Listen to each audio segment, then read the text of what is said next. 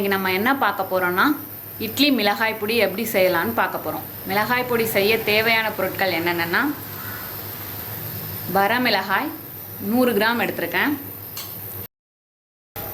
என்னோட ஒரு கைப்பிடி அளவு கருப்பு எள்ளு எடுத்திருக்கேன்.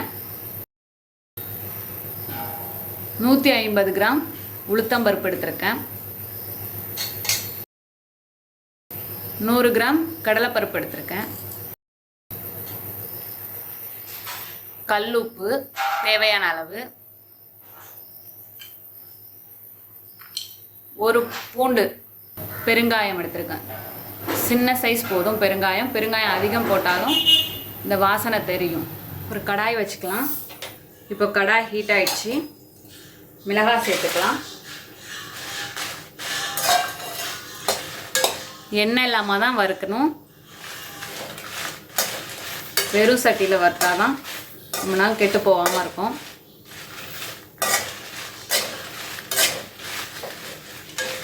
இப்போ நல்லா வறுத்தாச்சு. இதை ஒரு பிளேட்டில் ட்ரான்ஸ்ஃபர் பண்ணிப்போம். அடுத்தது எள்ளு,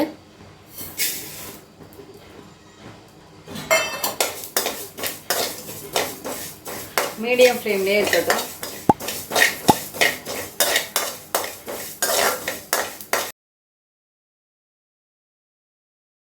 அது பொரிஞ்சு வரப்ப எடுத்து கொட்டிக்கலாம். இப்போ வெடிச்சாச்சு. இப்போ அதை எடுத்து அதே பிளேட்டில் ட்ரான்ஸ்ஃபர் பண்ணிக்கலாம். இப்போ கொஞ்சமாக எண்ணெய் விட்டுக்குவோம். நான் 1 ஸ்பூன் விட்டுருக்கேன்.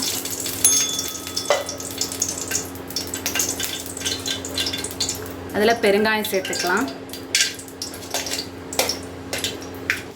இப்போ பெருங்காயம் பொரிஞ்சிடுச்சு, அதையும் எடுத்துப்போம். இப்போ கொஞ்சோண்டு அதில் எண்ணெய் இருக்கும், அதிலேயே கடலைப்பருப்பு சேர்த்துக்கலாம்.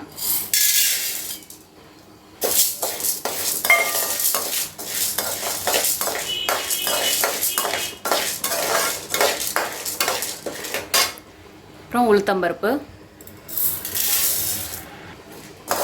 மீடியம் ஃப்ளேம்லேயே வச்சுக்கோங்க. அதில் கலர் சேஞ்ச் ஆனோன்னா எடுத்துடலாம். கோல்டன் கலராக மாறும்.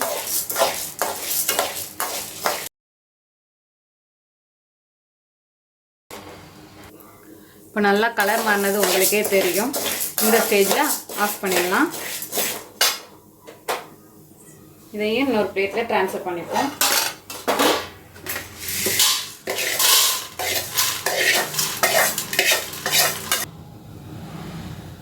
அவ்வளோதான்.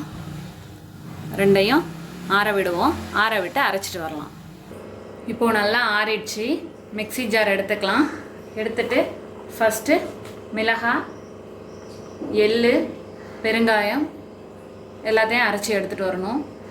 ஃபஸ்ட்டு கொஞ்சமாக மிளகாய் மட்டும் போட்டு அரைச்சிட்டு வந்துடுவோம். ஏன்னா அதோட விதையெல்லாம் மசிஞ்சு வந்த பிறகு அப்புறம் சேர்த்துக்கலாம். ஸ்டேஜில் எடுத்துகிட்டு வந்துடணும். இப்போது எள்ளு சேர்த்துக்கலாம். பெருங்காயம், எள்ளு சேர்த்துப்போம்.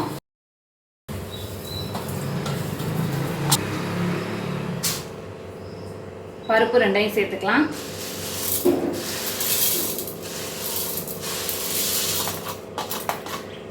இப்போ இதை அரைச்சி எடுத்துகிட்டு வருவோம்.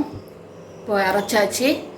இதோட தேவையான அளவு உப்பு சேர்த்துக்கிறோம். பூண்டு பருக்கெல்லாம் சேர்த்துப்போம்.